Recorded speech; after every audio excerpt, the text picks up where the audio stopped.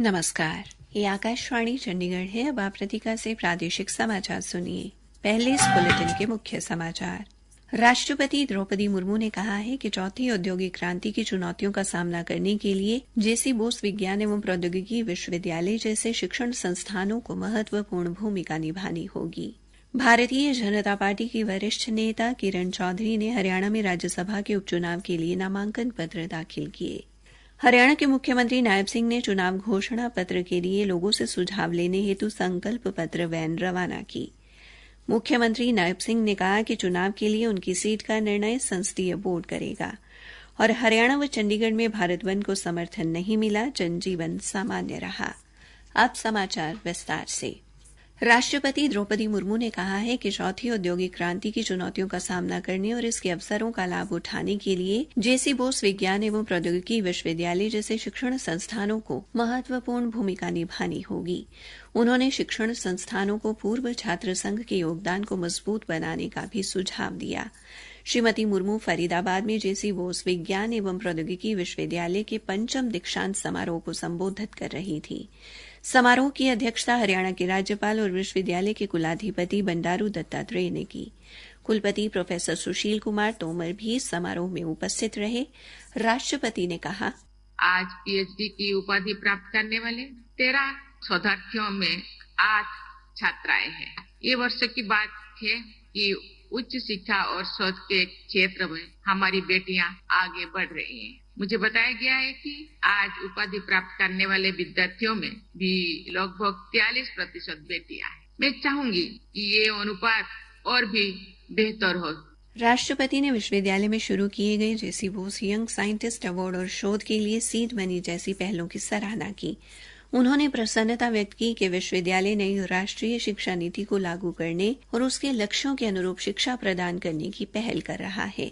राज्यपाल बंडारू दत्तात्रेय ने भी उच्च शिक्षा में हरियाणा की बेटियों की प्रगति और शोध में उनकी बढ़ती भागीदारी की प्रशंसा की। उन्होंने प्रौद्योगिकी स्नातकों से देश को प्रौद्योगिकी के क्षेत्र में वैश्विक स्तर पर प्रतिष्ठित करने में अपनी भूमिका निभाने का आह्वान किया। देश भर में पहला राष्ट्रीय अंतरिक्ष दिवस परसों 23 अगस्त को मनाया जाएगा। इस वर्ष इस दिवस का विषय चंद्रमा को छूते हुए जीवन को छूना, भारत की अंतरिक्ष गाथा रखा गया है। राष्ट्रपति द्रौपदी मुर्मू नई दिल्ली के भारत मंडप में आयोजित मुख्य समारोह का उद्घाटन करेंगी। अंतरिक्ष राज्य मंत्री डॉ जितेंद्र सिंह ने आज पत्रकार वार्ता को संबोधित करते हुए कहा कि पिछले वर्ष इसी दिन चंद्रयान 3 मिशन के दौरान चंद्रमा की सतह पर विक्रम लैंडर को सुरक्षित और सहजता से उतारा गया था। उन्होंने कहा कि इसके साथ ही भारत चंद्रमा पर उतरने वाला चौथा और चंद्रमा के दक्षिणी ध्रुवीय क्षेत्र के पास उतरने वाला पहला देश बन गया था। डॉ जितेंद्र सिंह ने कहा कि अंतरिक्ष अर्थव्यवस्था अगले 10 वर्षों में 5 गुना बढ़कर लगभग 44 अरब डॉलर हो जाएगी।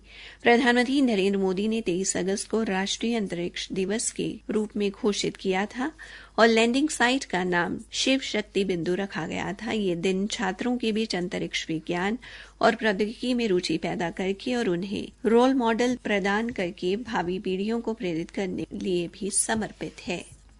भारतीय जनता पार्टी की वरिष्ठ नेता किरण चौधरी ने आज हरियाणा में राज्यसभा के उपचुनाव के लिए नामांकन पत्र दाखिल किए। इस अवसर पर हरियाणा के मुख्यमंत्री नायब सिंह और पार्टी के अन्य नेता उनके साथ उपस्थित रहे। भारतीय जनता पार्टी ने किरण चौधरी को कल राज्यसभा के लिए अपना उम्मीदवार घोषित किया था।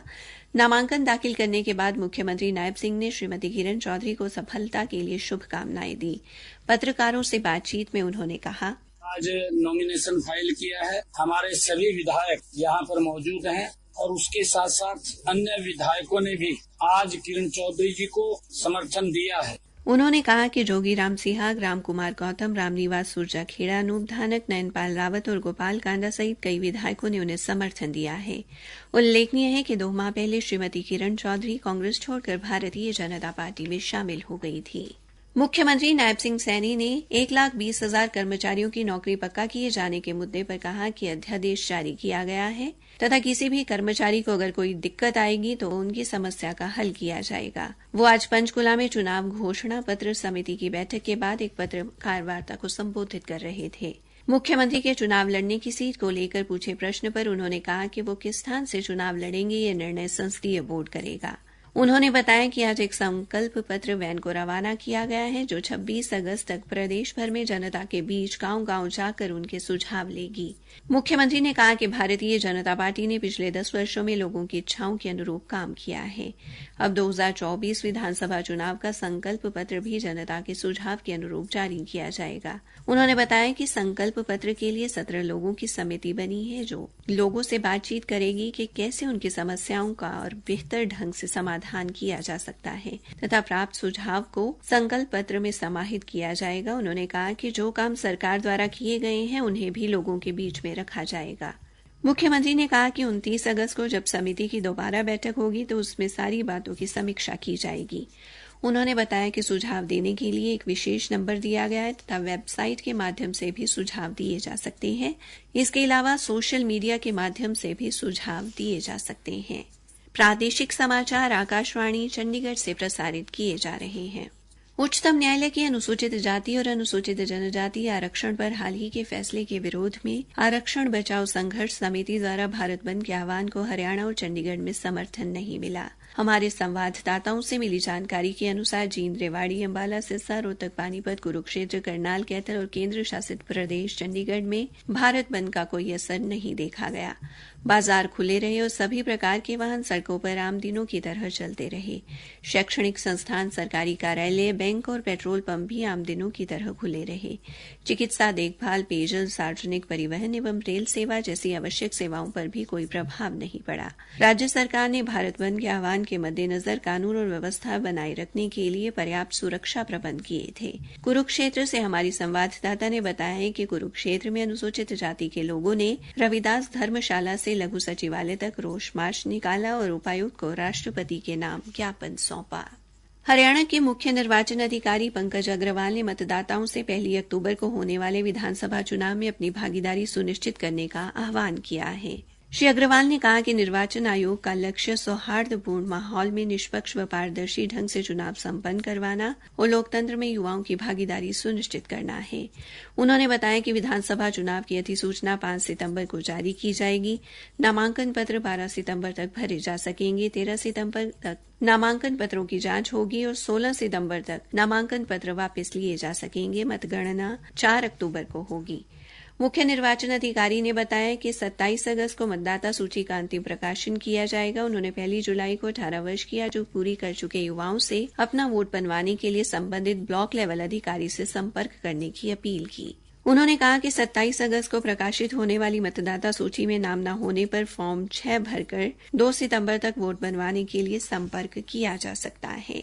कुरुक्षेत्र विश्वविद्यालय के कुलपति प्रोफेसर सोमनाथ सचदेवा ने कहा कि विकसित भारत 2047 बनने का स्वरूप उद्यमिता एवं कौशल विकास में निहित है। छात्रों को नवाचार एवं उद्यमिता के अवसर प्रदान करने के लिए कुरुक्षेत्र विश्वविद्यालय द्वारा पारिस्थितिकी तंत्र विकसित किया गया है, जिसके मद्देनजर स्टार्टअप को बढ़ावा देने के लिए 2 इंक्यूबेशन सेंटर बनाए गए हैं।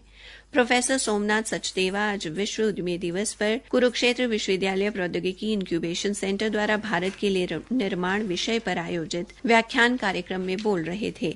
कुलपति ने बताया कि विश्वविद्यालय में शोध को बढ़ावा देते हुए पेटेंट दर्ज कराने के लिए इकोसिस्टम विकसित किया गया है। अब तक 60 पेटेंट दर्ज किए जा चुके हैं। उन्होंने कहा कि देश को आगे बढ़ाने में उद्यमियों का अहम योगदान रहा है। उन्होंने उदाहरण देते हुए कहा कि पेटीएम एक छोटे स्टार्टअप से शुरू होकर शिखर पर पहुंच चुका है।